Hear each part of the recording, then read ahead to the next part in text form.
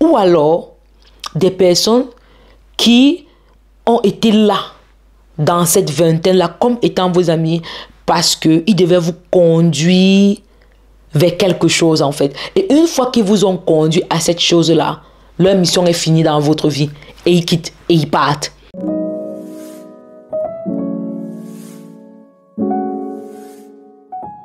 Hello guys, et bienvenue dans cette nouvelle vidéo. Si c'est la première fois que tu passes par ici, je suis Dolores, Dodo pour les intimes. Assieds-toi et prends place. Bipez tous vos frères qui ont 20 ans et 20 ans quelque chose là. Mes tontons et mes tatas qui ont déjà traversé la vingtaine, écartez-vous, ok? On va causer entre nous. Je pense que avec ma petite expérience de vie, mon petit parcours sur cette terre, je pense vraiment que les amitiés de la vingtaine sont des amis pour rire, pour apprendre à se connaître et surtout pour nous aider à voir et à imaginer notre futur. Comme tout le monde, il y a des personnes que je regrette vraiment d'avoir connues pendant vraiment cette vingtaine-ci. Genre des personnes pour lesquelles je me suis dit, mamma mia, comment est-ce que j'ai même pu faire?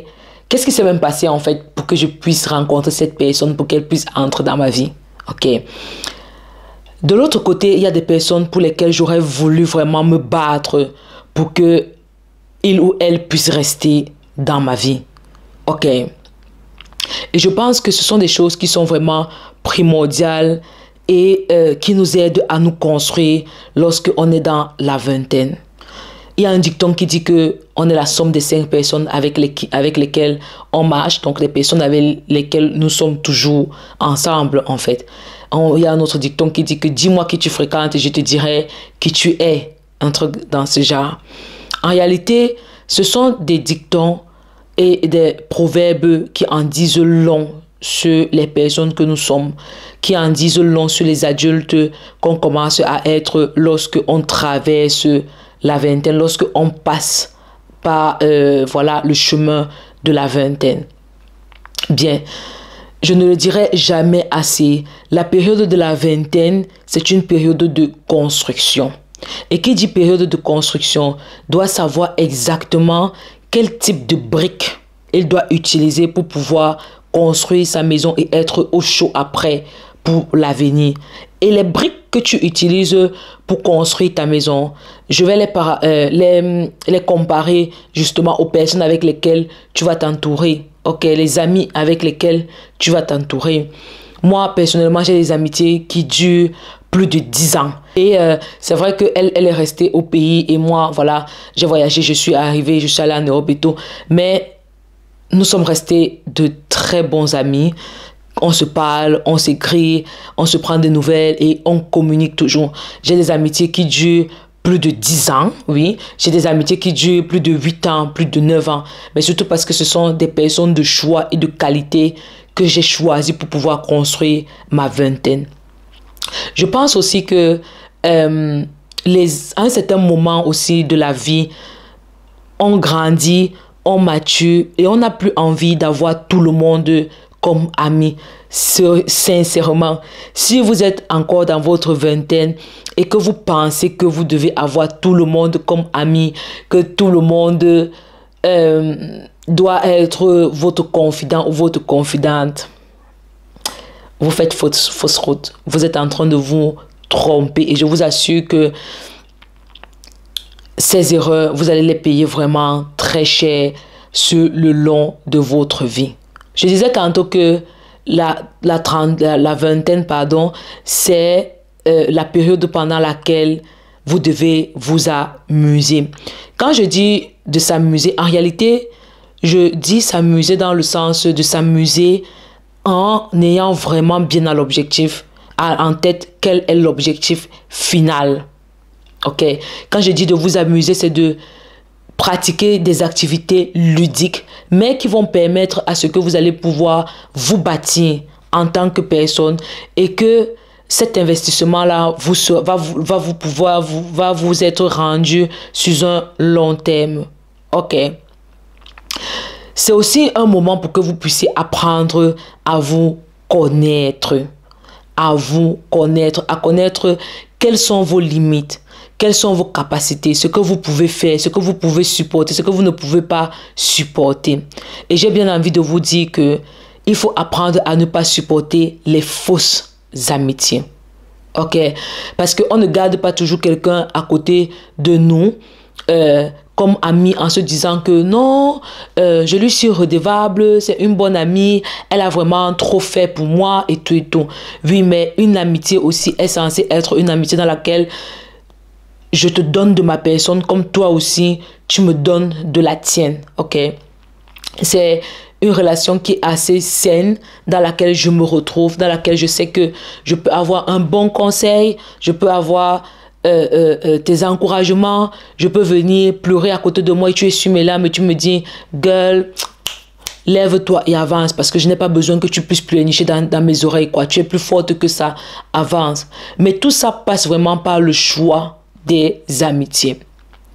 Bien, j'ai aussi bien envie de dire que dans la vingtaine, lorsque vous rencontrez quelqu'un et que cette personne vous est sympathique pendant les 2 ou les 3 premiers jours, les 4 premiers jours, il ne faut pas directement prendre cette personne et faire cette personne de votre ami.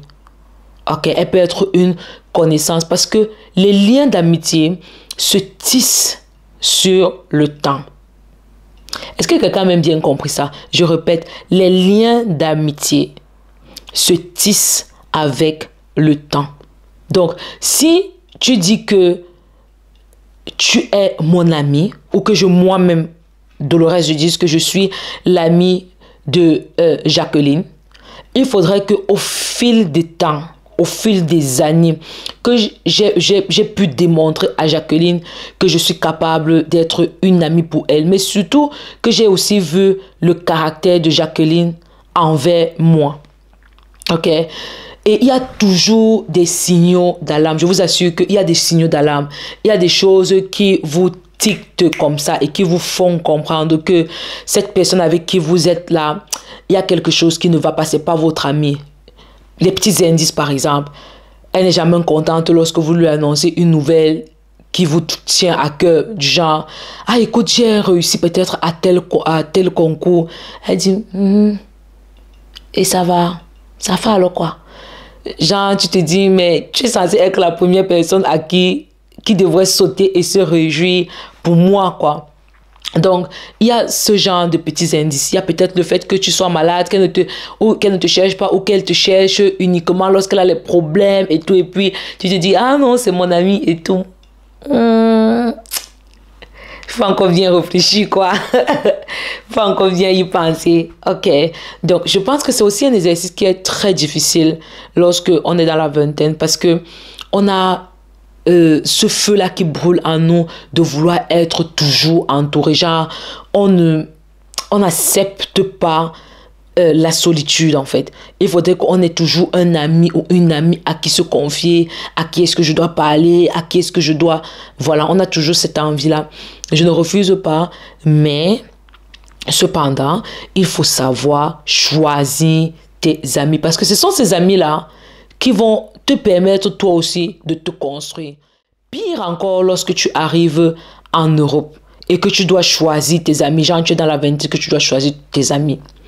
Ma soeur, je vais te donner quelques petits astuces ou bien quelques petits tips pour pouvoir reconnaître vraiment tes amis là lorsque tu es dans la vingtaine et que tu arrives en Europe. OK. Cet ami là, il t'encourage à aller étudier avec lui. OK. Il ou elle va te dire que, écoute, demain c'est samedi ou demain c'est vendredi, je viens te chercher, on va à la bibliothèque. Tu te rappelles de ton examen là ou de ta matière de biologie là. Est-ce que tu as pu réussir à ça? Est-ce que tu veux que je te pose les questions et qu'on puisse travailler ensemble? Est-ce que tu voudrais plutôt que... Voilà, faisons un petit programme de travail. Tu as besoin d'un coup de main. Voilà le premier critère de cet ami-là. Sincèrement, il va t'accompagner, te supporter surtout dans tes études. OK. Deuxième des choses, il va apprendre à être discret sur ta vie et sur sa vie. Oh, là alors, c'est quelque chose, genre, il doit apprendre à être discret sur sa vie et sur ta vie.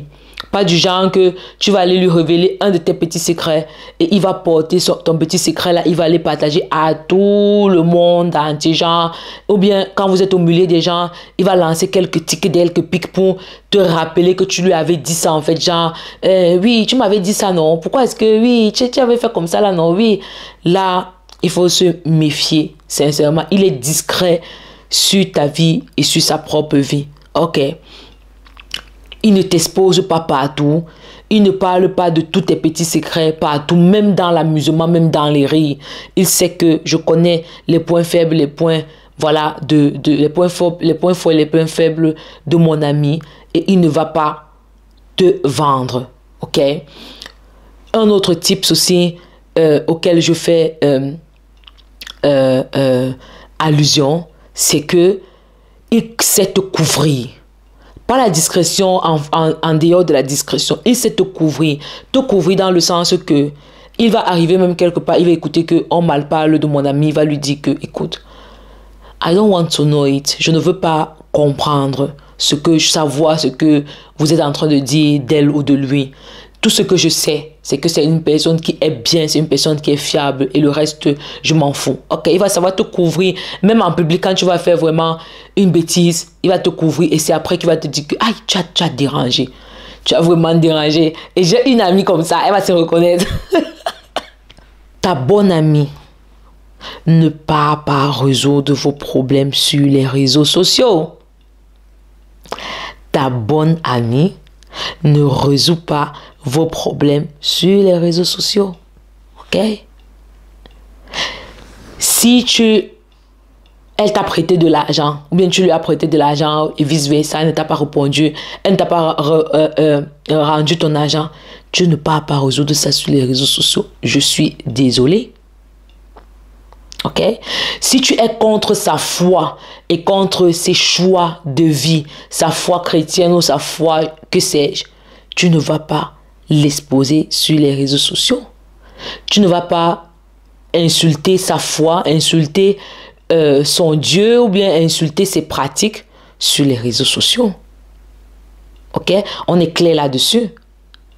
Ok? Sinon, ce n'est pas ton ami, je suis désolé.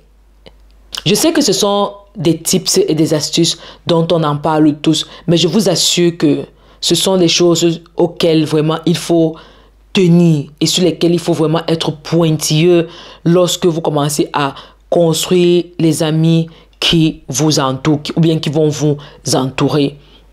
Moi, j'ai vu en Europe des belles relations au point où ils sont devenus les parents et les marraines des enfants, où ils ont construit vraiment des socles qui sont solides, quoi. Où tu te dis que, genre, ils ont construit leur petit cercle où, genre, l'ennemi n'a pas sa place, quoi. Genre, l'ennemi n'a pas sa place. Du genre, c'est que les gens là, vraiment, ou ce groupe-là, il faut les laisser. Parce qu'ils s'entendent tellement bien, ils résolvent toujours bien leurs choses entre eux, que tu ne peux pas casser leur cercle pour pouvoir entrer, quoi.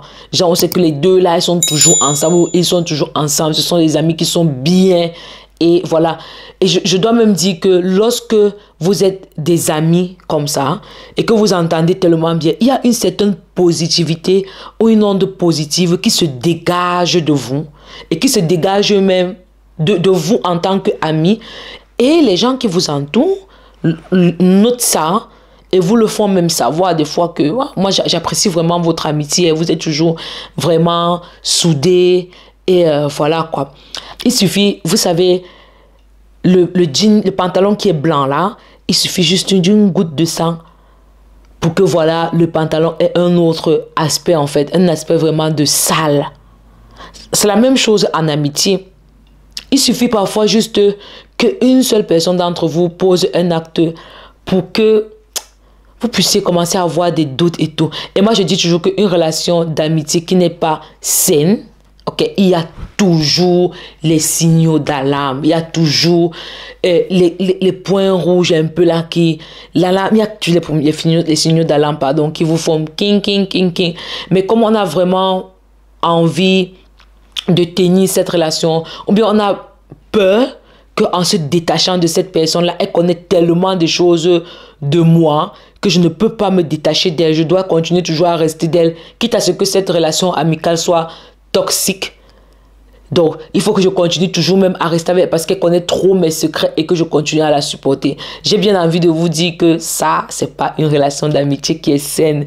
Et plutôt vous quittez dans ce genre de relation d'amitié, mieux vous vous sentirez. Quitte à ce que cette personne-là sache des secrets de vous, mieux vous vous sentirez. C'est la raison pour laquelle je dis que les relations se tissent.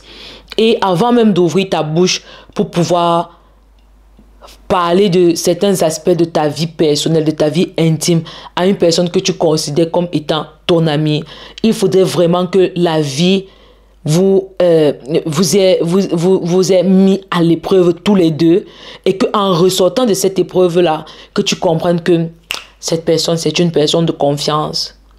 Que à cette personne, si je peux mieux me confier à cette personne, si je peux lui parler de mon intimité, de ma vie, parce que je sais qu'elle sera de bonne écoute, elle sera de bonne oreille, et ainsi de suite. La vingtaine, les gars, ont choisi nos amis avec soin. Maintenant, lorsque on commence à quitter le cap de la vingtaine et qu'on commence à entrer déjà dans le cap de la trentaine, j'ai bien envie de vous dire que on réduit son nombre d'amis. On commence à avoir beaucoup de connaissances, comme je dis toujours, et peu d'amis. Ça va vous éviter les problèmes, ça va vous éviter les casse-pieds, ça va vous éviter, mais ça va vous éviter un tas de choses. Vous allez apprendre vraiment à construire votre vie, quoi. Vous allez apprendre à avoir vos objectifs vraiment fixés, quoi. Il y a la vie, malheureusement, va faire que à un certain moment, sans même que vous ne le vouliez, il y a des gens qui vont commencer à quitter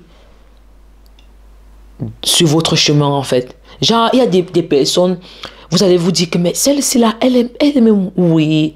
Qu'est-ce qui s'est même passé pour qu'on puisse se perdre de vue et qu'on ne puisse même plus se rencontrer? En fait, qu'est-ce qui s'est passé, quoi? Donc, la vie va vous faire en sorte que vous allez même vous perdre de vue. Et des fois, c'est bon.